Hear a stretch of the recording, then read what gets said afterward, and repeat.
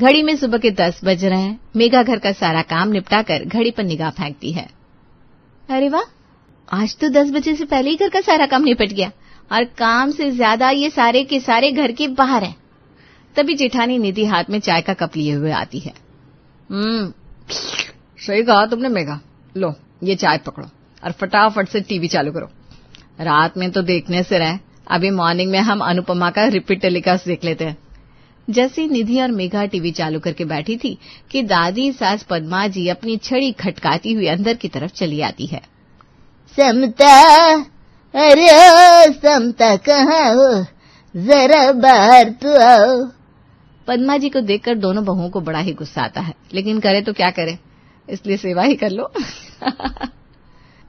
आइए दादी माँ, मम्मी जी तो पार्क वाले मंदिर गई है। अब वहाँ पूरे चौमासे के लिए अखंड रामायण बिठा दिए ना, तो डेली सुबह सुबह चली जाती हैं। अरे तो आज भी जाने की क्या जरूरत थी? क्यों दादी, आज क्या स्पेशल है, मैं समझी नहीं।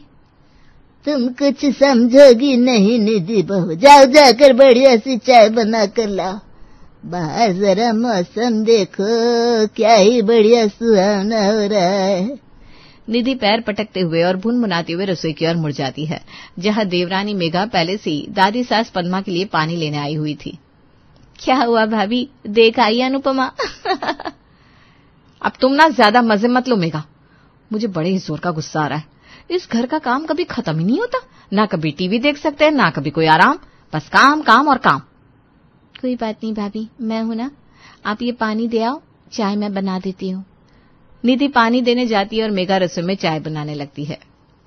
अरे अभी तक चाय नहीं बनी क्या बहू? बन रही है दादी माँ। तुम ना बहू काम चोरी करने लगी हो, अब पहले वाली बात नहीं रही। मैं देख रही हूँ जब से तुम्हारी देवरानी आई है, तुमने काम करना ही छोड़ दिया है। अब देखो, एक कप चाय बनाने को कहा, लेकिन क्या मजाल तुमने बनाई हो। निधि सारी बातें एक कान से सुनकर दूसरे कान से यूं निकाल रही थी जैसे उससे कुछ सुनाई ना हो। देखो, कोई जवाब ही नहीं है।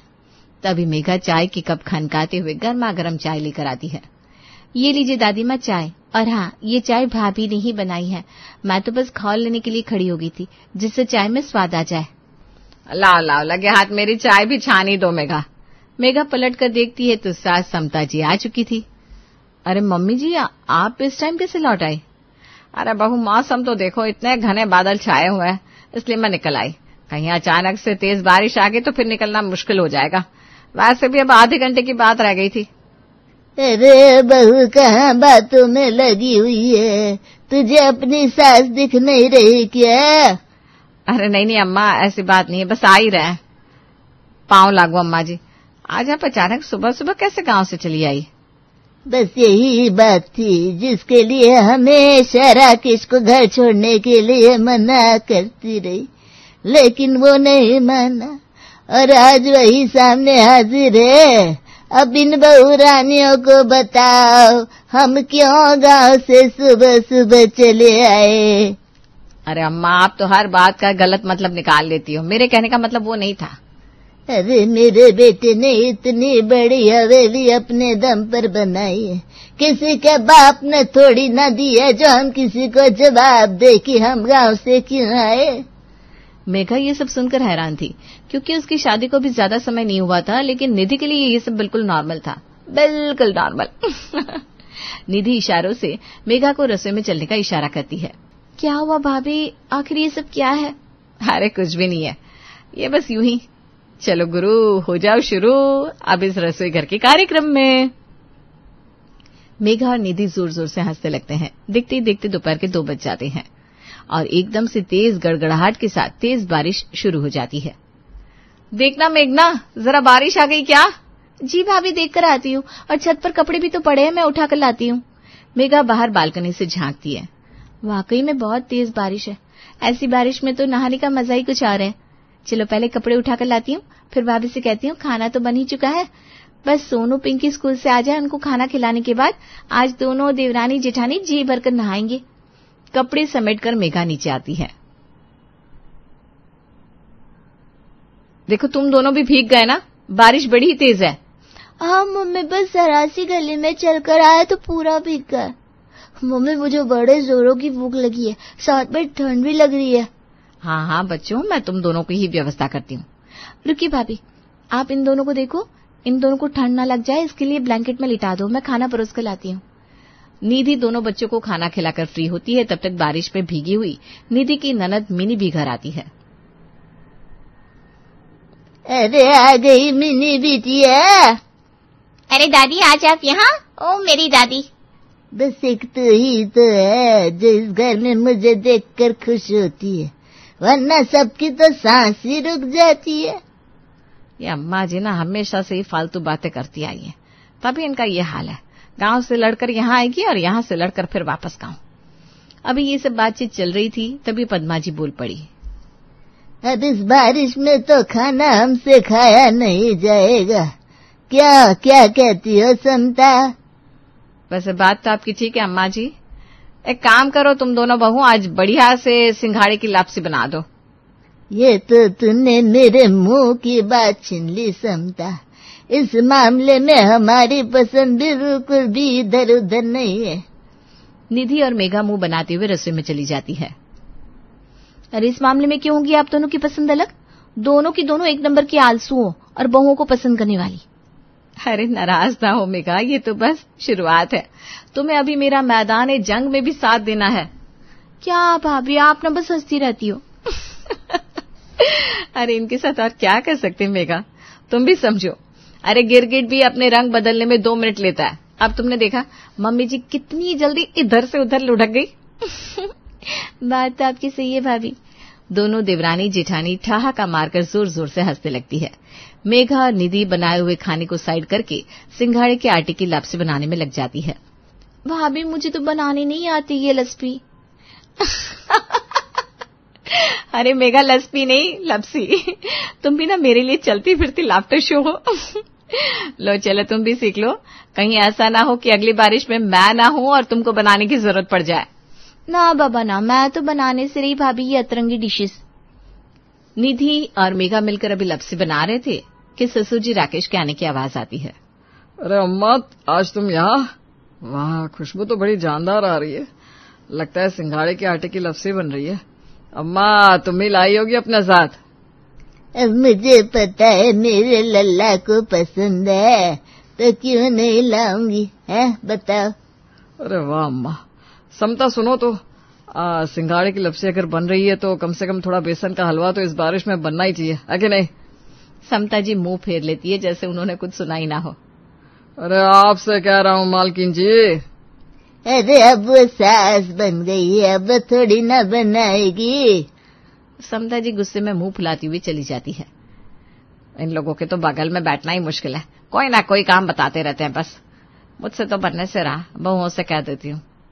निधि, मेघा, सुनो मैं क्या कह रही थी, तुम्हारे पापा जी बिना तेज बारिश के कारण दुकान बढ़ाकर आ गए, तो वो नमकीन बेसन का हलवा खाने को कह रहे हैं, तो जरा।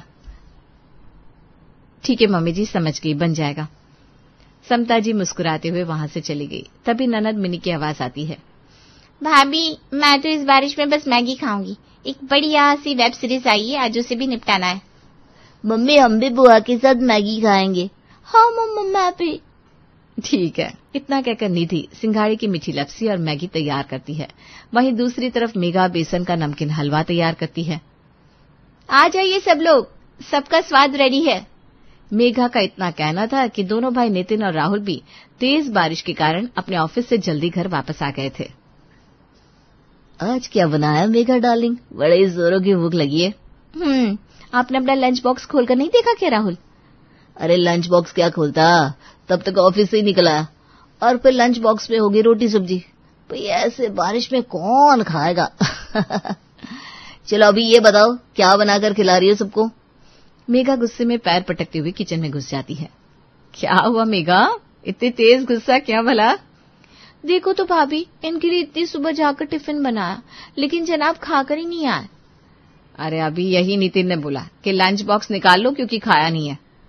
एक काम करते हैं, हम सबके हिस्से का खाना अपने पेट से बांध लेते। भाई बारिश सबके लिए है तो हमारे लिए भी तो है। सब एक साथ लपसी और बेसन का हलवा खाने बैठते हैं तो सबके हिस्से में थोड़ा थोड़ा ही आता है।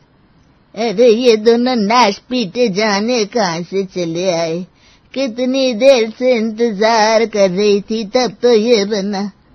अब लो भाई ये लपसी 2-2 चम्मच मिली, ये क्या ढांड में ही चिपक गई? कोई नहीं दादी माँ, ये बेसन का हलवा है, ये खा लो। अब सब बेसन का हलवा खाना शुरू करते हैं। सबके कानों से धुआं उड़ने लगता है। अरे भाई ये बेसन का हलवा किसने बनाया? इतना जालिम हलवा ये तो। पापा जी, जालिम लोशन तो सुना था, आप मुझे और भैया को बचपन में दांत, खाज और खुजली पर लगाते थे, लेकिन ये जालिम हलवा। ये सुनकर वहां बैठे सब हंस कर लौटपोट हो जाते हैं और किचन में खड़ी देवरानी जिठानी की जोड़ी भी बिना हंसे नहीं रह पाती। मिनी, थोड़ी सी मैगी मुझे भी दे देना। ये सुनकर सोनू पिंकी भी अपनी अपनी प्लेट खींच लेते हैं। अरे तुम दोनों भी भूखे हो तो कुछ और बनवा लो ना अपनी पत्नियों से, क्या कर। सुन रहा है ना राकेश, अभी कुछ देर पहले तूने भी अपनी बीवी से कुछ कहा था ना। अम्मा जी आप कभी तो मुझे छोड़ दिया करो। ये बारिश भी ना बंद होने का नाम ही नहीं ले रही। सब जगह ट्रैफिक जाम है, जिसके कारण स्विगी जोमेटो सब बंद दिख रहा है। मैं तो पकोड़े खाऊंगा। हाँ ये आइडिया सही है, पकोड़े बनवाओ भाई पकोड़े। सुन रही हो ना भाभी क्या चल रहा है? हाँ देवरानी जी, बड़े जोरों शोरों से नए डिशेस का सिलेक्शन चल रहा है। अब फिर से कढ़ाई चढ़ानी पड़ेगी पकोड़ों के लिए, और एक ये बारिश की रुकने का नाम ही नहीं ले रही। मेघा सुनो ना। हाँ सुन लिया है पहले से, आगे की बात बोलो। अरे तुम दोनों तो आज बड़े ही फॉर्म में हो। तो अब जब सुन लिया है तो बना दो ना पकोड़े। एक बार में बता दो कौन कौन से बनेंगे। अरे वही आलू और प्याज के। तभी बाहर से आवाज आती है। अरे दुष्ट, मैं प्याज नहीं खाती, कल मुझे पूरा लपसी और हलवा खा गया, अब बनवा रहा है प्याज के पकोड़े जिससे अकेला तू ही खा सके। दादी खाने पीने के लिए तो तुम्हारे कान बड़े ही तेज हैं। हाँ तो मैं कौन सी बूढ़ी हो गई हूँ? नहीं, वो मम्मी कहती है कि दादी को काम की बात सुनाई नहीं देती, लेकिन आपने तो अपने काम की बात तुरंत ही सुन ली। ये एकदम सही कहा भैया ने, मम्मी हमेशा यही कहती है। अरे करम जलो। तभी समता जी की चप्पल हवा में लहराती हुई आती है और राहुल साइड हो जाता है। क्या शॉट मारा था मम्मी, लेकिन मिस हो गया। तुम लोग क्या कह रहे हो? हाँ आज तांडव हो जाए क्या घर में? कोई नहीं मम्मी, आप तो बस जल्दी से पकौड़े बना दो। अरे मेरे ये घुटनों का दर्द मुझे खड़े होने ही नहीं देता रसोई में, वरना क्या कोई और खिला जाता था अभी तक। मम्मी वो वाला डायलॉग भूल गई क्या? बीवियां तो अभी 4 दिन से आई है, जिनके पल्लू से तुम बंधे फिरते हो। इधर निधि और मेघा बेचारी पकोड़ों की तैयारी में लग जाती है। सबको आलू प्याज के चाहिए थे तो दादी माँ को तोरई, बैंगन और मिर्ची के पकोड़े खिलाते खिलाते घड़ी पर निगाह मारी तो शाम के 6 बज चुके थे और सब सोने भी चले गए। चलो मेघा, अब तुम भी अपनी कमर सीधी कर लो, फिर शाम को देखते हैं भाई। नहीं भाभी, अब नहीं खाएंगे ये लोग, बड़े ही अच्छे से पकोड़े चाय सब खा लिया है। अरे वो तो अब वक्त ही बताएगा मेघा मैडम। दोनों अपने अपने कमरे में चली जाती है। अभी मुश्किल से 1 घंटा भी नहीं बीता था कि घर में हलचल शुरू हो जाती है। अब क्या बनेगा खाने में समता जी, बड़े जोरों की भूख लगाई अब तो। देखो अभी बहुओं को आने दो, फिर देखते हैं क्या बनेगा।